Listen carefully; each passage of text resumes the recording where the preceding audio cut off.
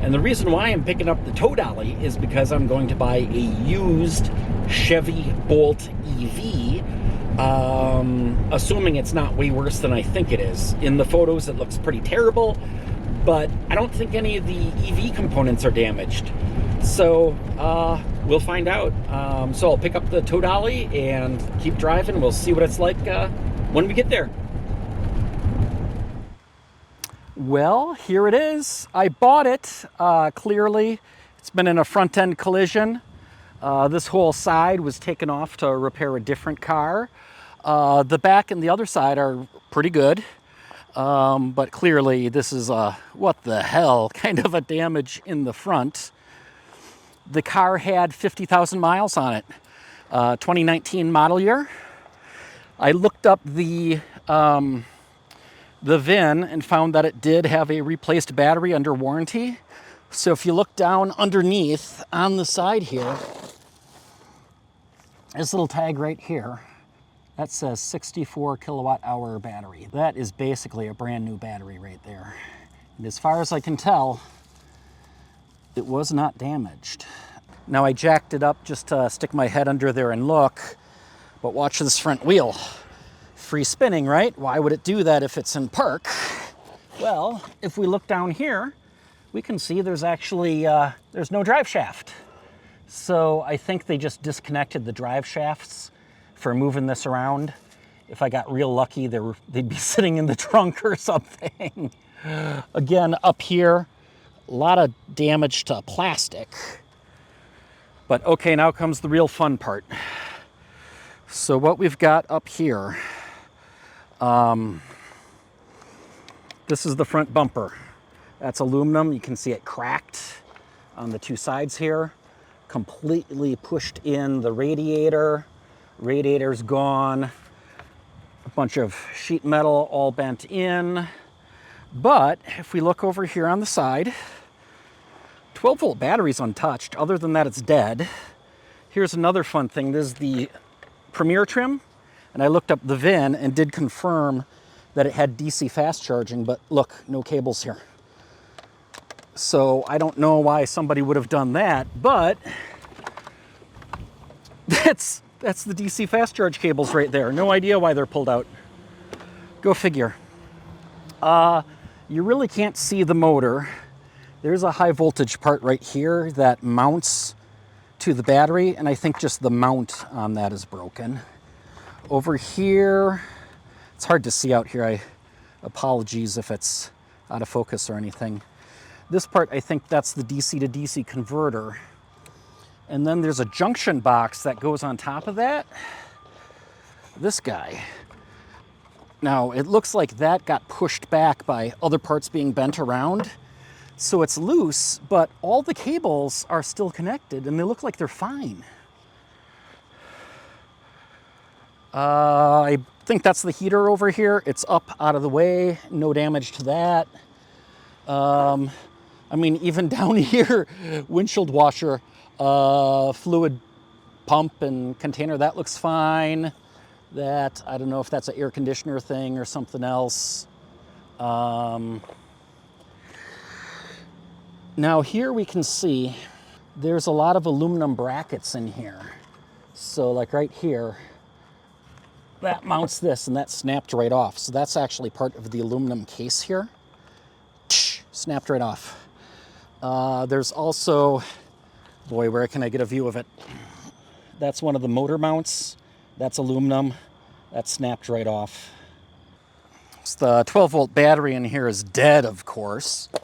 So I brought jumper cables and charged 12-volt battery. And then terminals are always nasty and corroded on dead batteries too. So figured just a little wire brush, try to get these cleaned up. And hopefully the current does not melt my cables, because that has happened before. Okay, wish me luck here. I heard something click.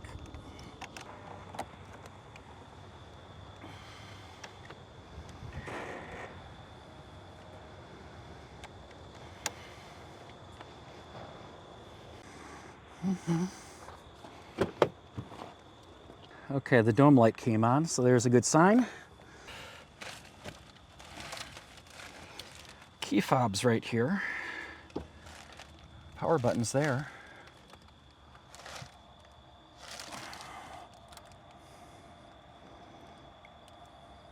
Check engine light is, of course, on.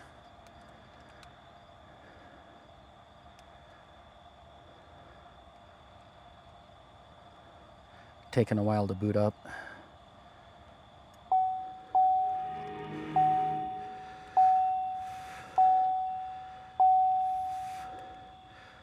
Lit up like a Christmas tree.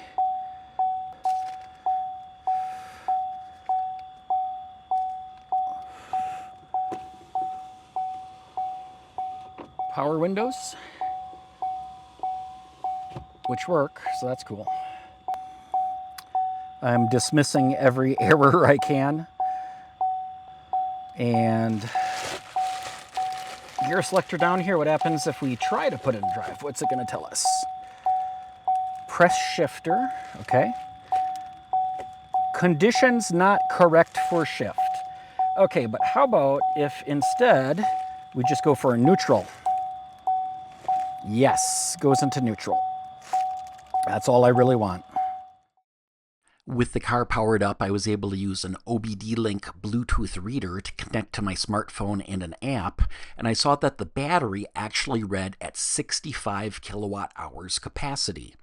Now that's pretty interesting because my wife's 2023 Bolt with 32,000 miles on it only reads just under 62 kilowatt hours. So the Salvaged battery is actually a better battery than the one in the car that we bought brand new from a Chevy dealer. As far as I can tell, this car was pretty much crashed immediately after having a brand new battery installed under warranty. Hazard lights would be nice. I'm not sure the car has working lights. No, the back bumper's gone. That's where the lights would be. There's no hazards because the bumper's gone. Okay, so that's not going to do anything for me. And I don't think there's any lights on the front either. Yeah, no lights. Although I do hear the pedestrian warning sound effect. Where is it? Over here somewhere. Sounds like static almost. And there's my 12-volt lithium battery to jumpstart with. So this is weird, even with the car off now, I'm still getting that pedestrian warning noise.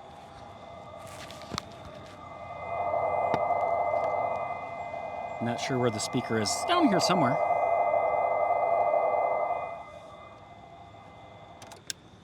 Unless I kill the 12-volt. So one issue with a lot of modern cars is they're low and they don't have good points for hooking on for towing and transporting. So a lot of modern cars in them have some sort of a bolt like that that goes into a hole in the bumper. So I borrowed this one from my wife's car. And it's reverse threaded, left-hand thread on this. So now I got a point to pull on it. And I think the main thing I got to do here is get rid of any dangling stuff. And the other thing I'm going to do, any loose tape cables, I'll just zip tie them up. So there are a lot of parts inside the car, primarily the back bumper, let's see, a door interior, some other parts. Actually, I wonder if I could pull the bumper back out because that's got the lights on it.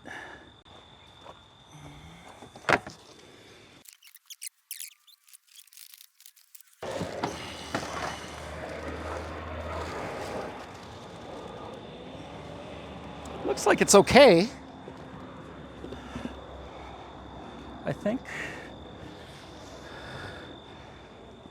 Okay, I got the battery hooked up. Ha-ha! Hey, it works. Cool. Oh, let's see. So much junk in here.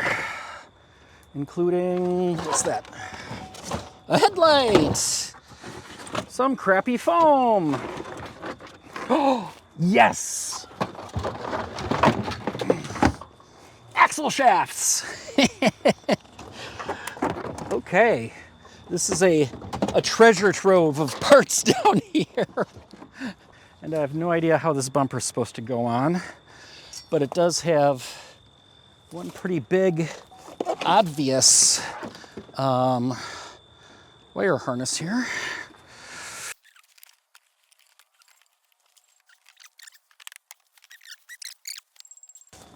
Hey, all right. Nice. Now this front piece here, the plastic, will not tear off. It's held on by a bunch of, looks like 6mm bolts. So I'm gonna see if I can get those out.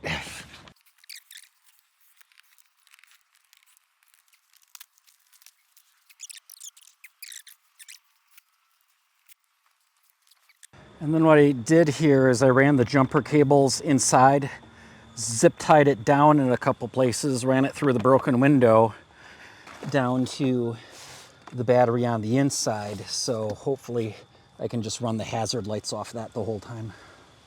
So what I'm doing here is I'm zip tying this big piece of cardboard that I brought for, you know, sliding in and out under the car in place so that it acts like a door and keeps everything from falling out, because I got all these spare parts are inside the car, and without a door, there's nothing keeping them in there.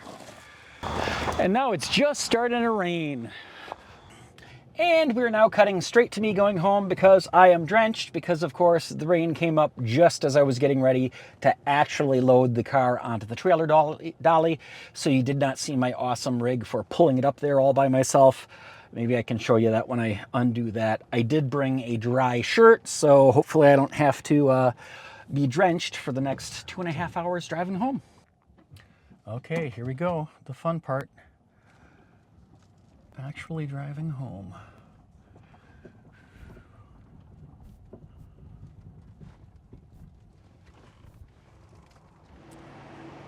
So right now I am supercharging.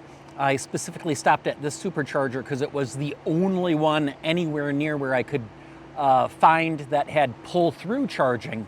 So right here we're basically in a lane where I can just pull up. There's no curb in front. I don't have to back in. So what this means is I don't have to disconnect this entire contraption here to be able to charge. And I really like the layout of this particular supercharger. It's sort of an island or a peninsula.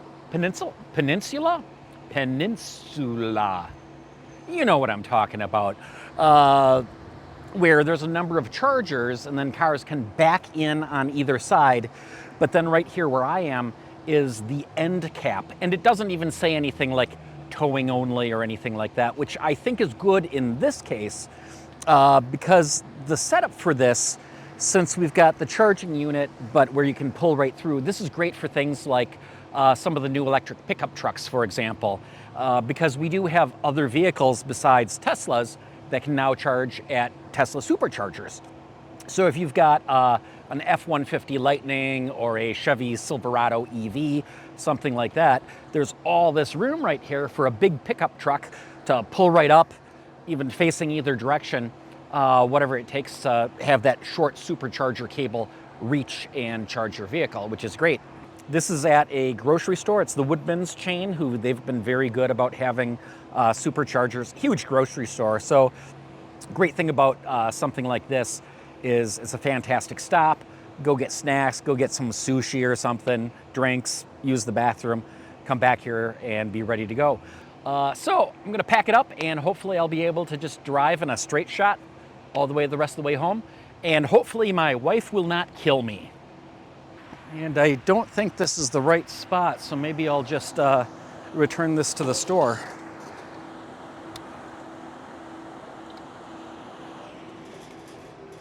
Wow, great turning radius.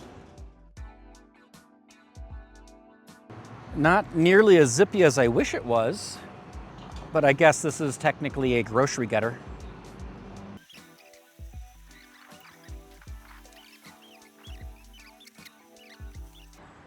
So quite a few of these have the Tesla superchargers at them. Pretty nice place to stop. The rest of the drive home was pretty uneventful. Then I was able to unload the car and set to work on it to see if I could get it running, and you can see that in the next video. Until then, stay charged up.